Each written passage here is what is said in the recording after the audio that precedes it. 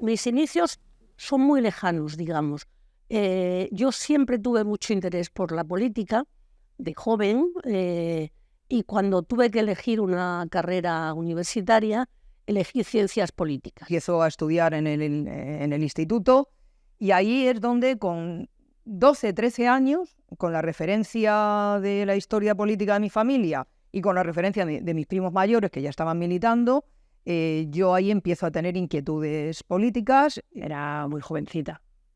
Creo que me afilié a las Juventudes Socialistas como a los 15, 16 años. Yo tenía 14 años cuando murió Franco y aquello fue toda una explosión donde teníamos un ansia de libertad, de democracia, de justicia y para mí fue pensar, ¿qué puedo hacer yo en este momento? Unos años de enorme ilusión y de esperanza en nuestro país. Es el momento en el que España se está preparando para entrar en la Unión Europea.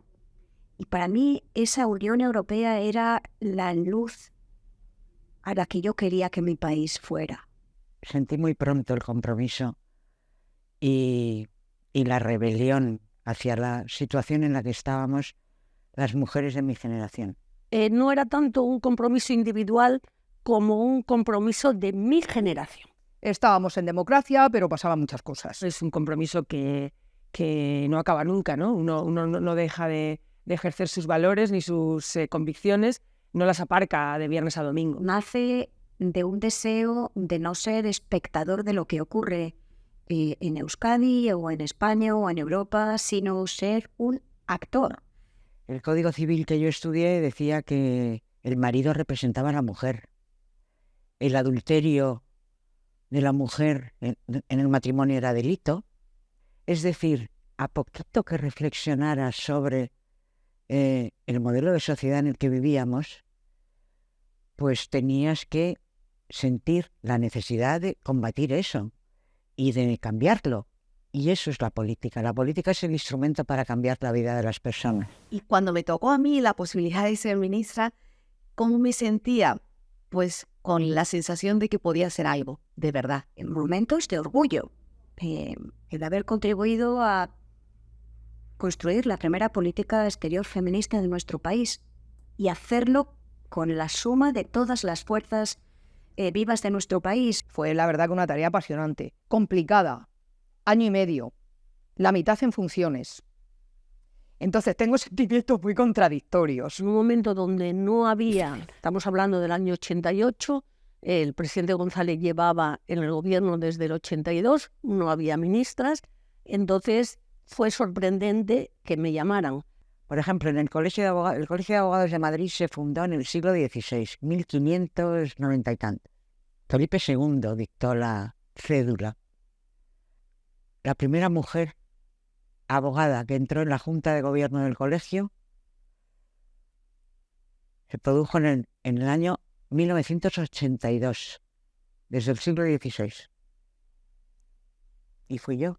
Las mujeres feministas que llegamos a los puestos de responsabilidad sabemos muy bien que el llegar ahí supone que tengamos que abrir puertas a las que vienen detrás, que tengamos que dar un cabezazo a un techo de cristal que siempre es de cemento. Toda mi vida profesional y política compatibilizando mi tarea de funcionaria, bueno, primero en el sector privado, luego de funcionaria y luego de política, con las tareas de cuidado. Con las tareas de cuidado de mis parejas, con las tareas de cuidado de mis hijos.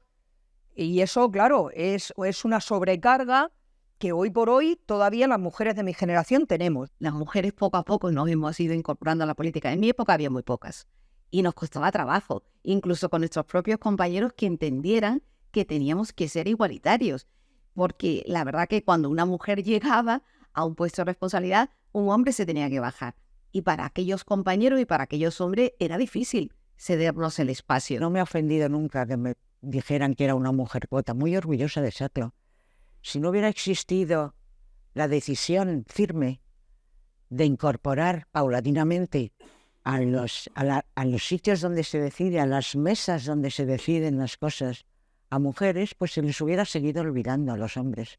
Creo que se ha avanzado bastante y eso es lo importante, valorar positivamente el avance, puede hacer que sigamos avanzando. Es decir, no pararnos en el lamento de que no conseguimos llegar, pensar qué pasaba hace 50 años y qué pasa ahora, para ver que sí que se ha avanzado.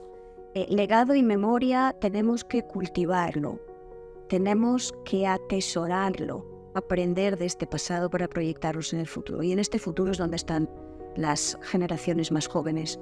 Estas generaciones que tienen en sus manos escribir la historia futura, escribir el futuro, no dejar que otros lo escriban por ellos.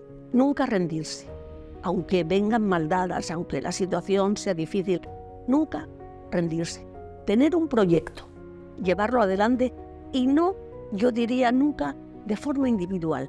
Pues que hay que seguir luchando por consolidar los derechos que hemos adquirido y desde luego por seguir ampliando derechos.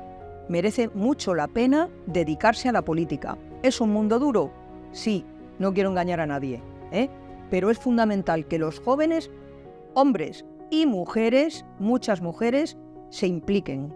Al final, lo que importa, para mí, lo que importa en la vida política es tener la capacidad de cambiar la vida de la gente. Yo siempre he agradecido a las feministas más radicales que yo o más valientes que yo, que gracias a su trabajo mi vida ha sido mejor. Porque reivindicar el feminismo es reivindicar los derechos humanos, la democracia y una sociedad justa. Es la idea de lanzar un mensaje para las nuevas generaciones, un mensaje de compromiso.